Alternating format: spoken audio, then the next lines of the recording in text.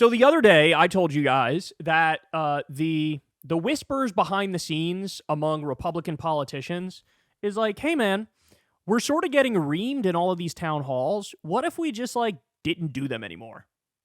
That was the conversation that was happening, right? Well, guess what? Now it's official. So look at this. NRCC Chair Richard Hudson just very dramatically told members to put down their phones and listen, per source in the room.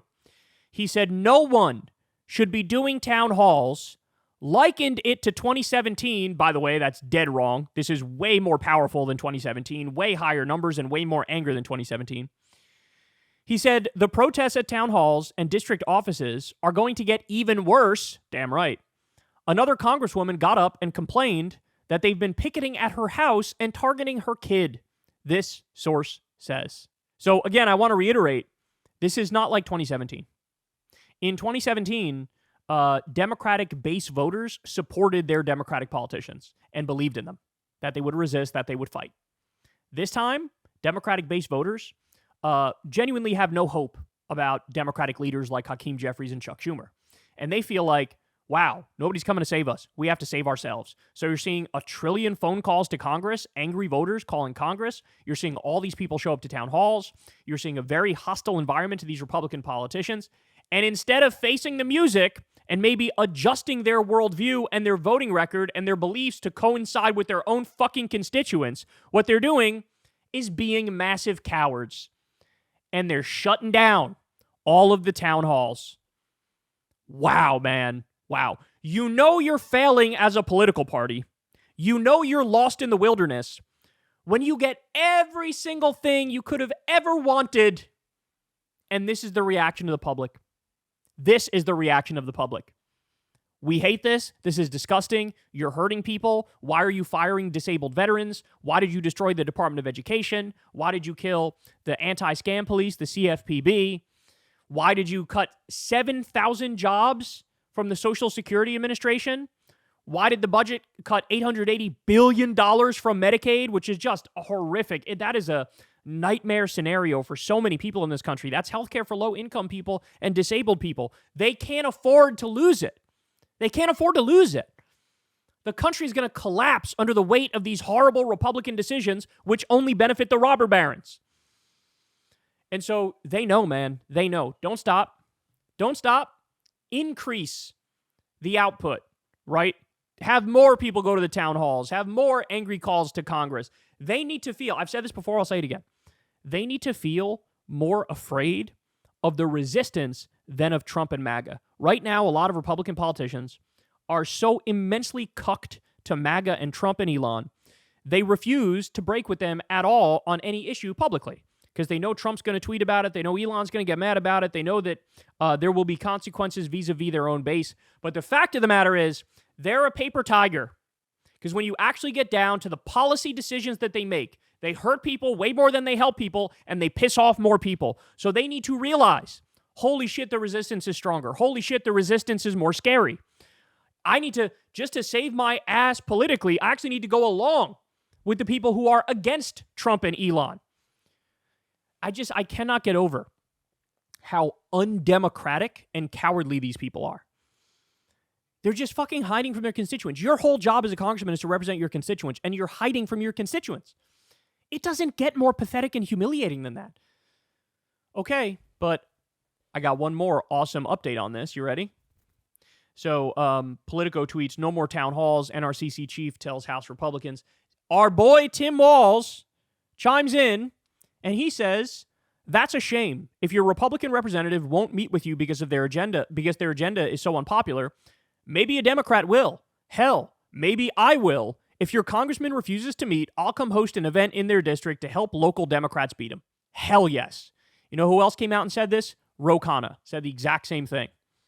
Bernie's doing an anti-oligarchy tour right now, and the districts he's picking are the purple districts, where like a Republican is in the seat, but the Democrats have a very good chance of winning back the seat. And he's going there and just simply telling people, this is what Elon is doing. This is what Trump is doing. This is how it's going to hurt you. That's all. That's it. It's not fucking rocket science, right? And now you have them saying, shit, we'll go to red districts. This is the idea, y'all. Now, compare and contrast this to Chuck Schumer and Hakeem Jeffries. Chuck Schumer picks a MAGA sellout Democrat to give the response to Trump's speech. Hakeem Jeffries was out there saying, Democrats, please be orderly and calm at Trump's speech. Don't, make too much of a fuss. Like, they are not fit to lead.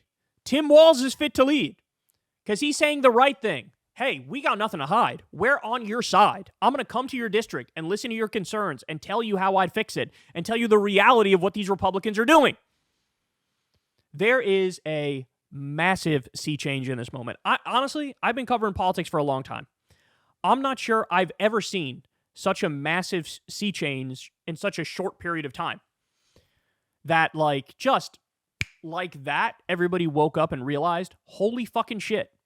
The Republicans, all they do is suck off the robber barons and be fascist. That's what they are, and imperialist. The Democrats appear pretty weak and not willing to represent us, and so we need to make a big stink. We need to make a lot of noise, get out there, let our voices be heard, fight. This is not the moment to wilt. This is not the moment to hide in the corner, right? And so I've never seen a sea change this drastic, this thorough, this complete. But guys, I can't stress it enough. It ain't enough. It's never going to be enough. We got to keep fighting, right? And I love that there's now Ro Khanna, Tim Walz, Bernie. A lot of these Democrats are like, hey, man, I'll come to your district. I'll talk to you. They're fucking hiding from you, right? We are looking at a potential, just one of the worst bloodbaths of all time in the next election. If things keep going on the trajectory they are, I mean, I literally can't even wrap my mind around how big of a sea change this will be. Because, guys, in the modern era politically, everybody's hyper-partisan, right? And the map is roughly the same, and it just swings a little bit left or a little bit right when you look at a lot of the elections. It hasn't always been like that through American history. That's what you need to understand. It has not always been like, oh, whoever wins the presidency wins 54 of the states, right? Oh, it's 307 is the electoral college vote. It hasn't always been like that. It wasn't even that long ago where you had 48 out of 50 states won by one of the candidates. You had FDR won the election 4 times, and he had 80% of the House and 80% of the Senate for Democrats at his peak.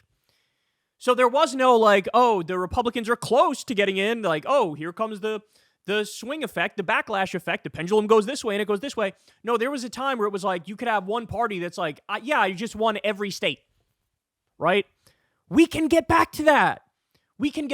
Now, here's the thing, though. I don't want it to just be because the Republicans are so horrifically terrible and bad and wrong. I don't want the Democratic response to be basically nothing and allow people to go, these people are crazy, let's just go in the Democratic direction. Because the fact of the matter is, they stand for everything horrible. So you need to stand for the opposite of that. Stand for everything good. Trump's out there saying we're going to steal Panama and steal Greenland and take over Gaza, and I'm an imperialist warmonger, and I'm going to do economic colonization of Ukraine and take 50% of their natural resources. He's out there. They're cutting Medicaid. They're cutting Social Security right now. 7,000 people fired from the Social Security Administration. They're trying to privatize it. They're trying to automate it, right? You got all that going on. You got stagflation. We're on the brink of fucking stagflation with these massive tariffs. They're doing all that. Your response needs to be literally everything they're doing is wrong. And I'll explain exactly why. It's the robber baron agenda and the military-industrial complex agenda, and that's it. And here's our agenda. We're going to do universal health care. We're going to raise the minimum wage.